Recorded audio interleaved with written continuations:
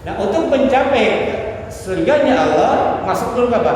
Fadkhuli fi ibadi. Masuk dulu kalian sebagai hamba-hamba Allah. Status kita sebagai hamba Allah dulu. Selagi kita belum punya status sebagai hamba Allah, kita nggak bakal masuk ke surganya Allah.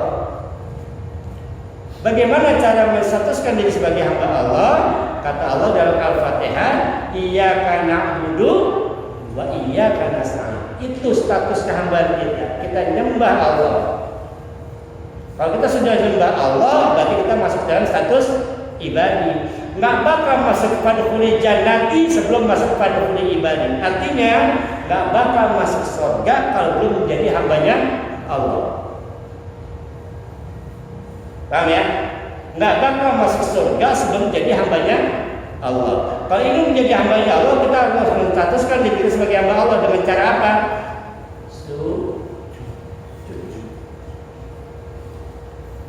Sujud adalah bukti penghambaan kita kepada Allah Subhanahu wa Ta'ala. Makanya di hari kiamat nanti tidak ada ibadah yang dapat kita banggakan di hadapan Allah kecuali sujud kita kepada Allah Subhanahu wa Ta'ala. Hamba yang terbaik adalah hamba yang sering menstatuskan diri sebagai seorang hamba. Artinya hamba terbaik adalah hamba yang banyak sujud kepada Allah Subhanahu wa Ta'ala. Makanya terbanyak sujudnya. Orang soleh minimal berapa rakaat? Standar orang soleh berapa rakaat sehari?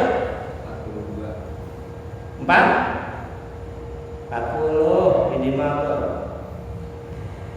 Kalau kita bisa sholat 40 rakaat setiap hari, itu baru standar orang soleh. Standar, Pak. Nah, kita sama-sama dari jarak ke sono. Kalau belum biasa susah. Sholat 5 waktu berapa? 17. Ya kan? Rawatibnya berapa? 12. Berapa tuh?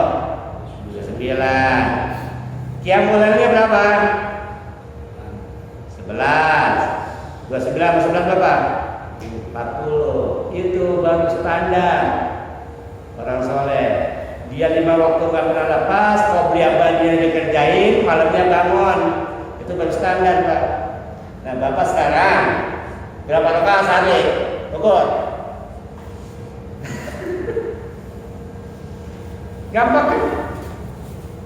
Kalau kita ingin tahu status hamba kita di mata Allah sejauh mana, lihat aja.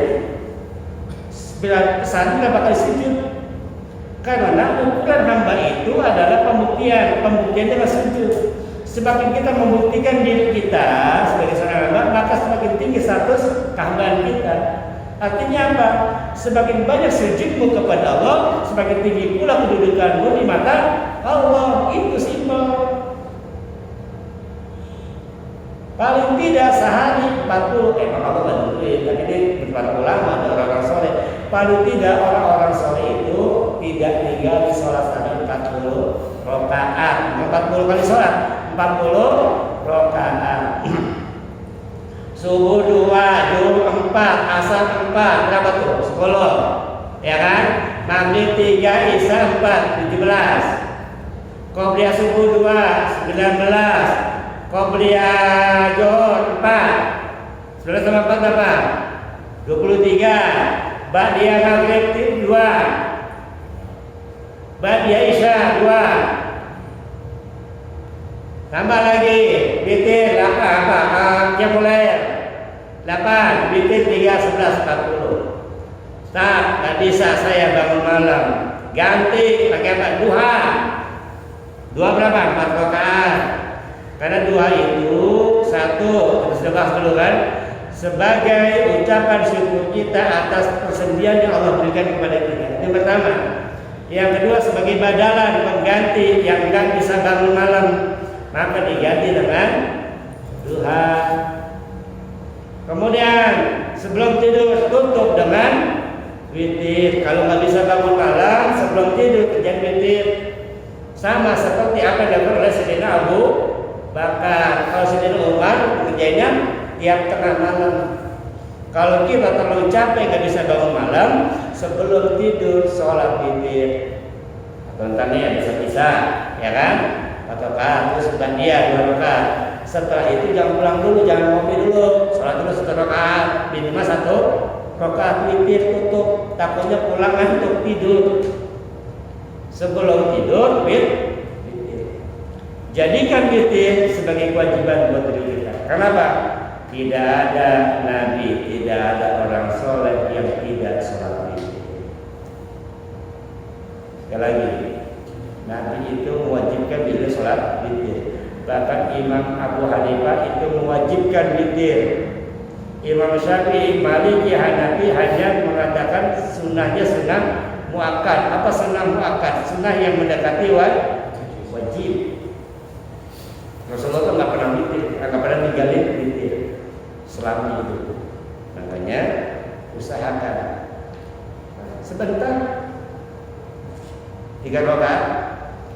Kalau bisa, kalau terserah sih dia, malam dia sebelum tidur, rakaat baca Pak Qul Falaq Nas. Maka disunahkan sebelum tidur kita baca surat itu kan, baca Qul Falaq Nas itu sekalian.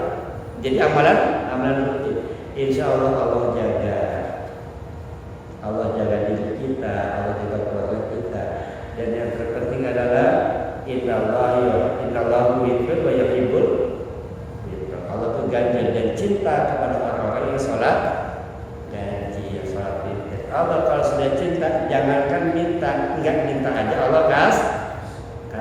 Makanya jangan aneh Pak, ketika ada orang yang belum minta Allah udah kasih. Ada orang-orang tertentu dia belum minta Allah udah kasih. Pisang nih, aduh pengen makan martabak tadi. Tiba-tiba ada orang datang bawa martabak. Dia belum berdoa nih, belum minta. Tiba-tiba ada orang datang bawa martabak. Belum minta. Saking ambilnya digantung di pintu. Kenapa? Dia sering datang kepada Allah sebelum Allah mengunjungi. Baik, jadi barangkali terakhir saya mau izin permisi, insyaallah mudah-mudahan Allah ridho besok baru tanggal 21 sebelum berangkat 9 hari sih borong-borongan jam umroh. Jadi minggu depan kayaknya kita ngaji dulu ya, kita ngaji dulu karena saya harus berangkat mau umroh tanggal 21 sampai tanggal 29. Jadi saya permisi, jadi mohon maaf kalau ada karena saya tahu saya bisa kembali lagi ke Indonesia karena kubur nggak ada pada tahu paling bisa ada hilang dan salah bukan maaf ya saudara saya. Karena kalau salahnya saya jauh lebih berat. Ketika saya salah ngomong ini penyesatan ya ternyata penyesatan. Semoga Allah lindungi saya dari kita dari kesalahan. Saya mohon maaf dan saya mohon doa Bapak-bapak semoga perjalanan saya dan teman-teman di keselamatan Allah Subhanahu wa taala dimuliakan, diamankan, dapat membawa yang baik dan kembali ke tanah air ini dengan selamat dan sejauh apakah Allah yang mabrur yang berkahi. Yang paling seperti di rumah, di rumah kalau ada apa kalau ya kami bantu. Jadi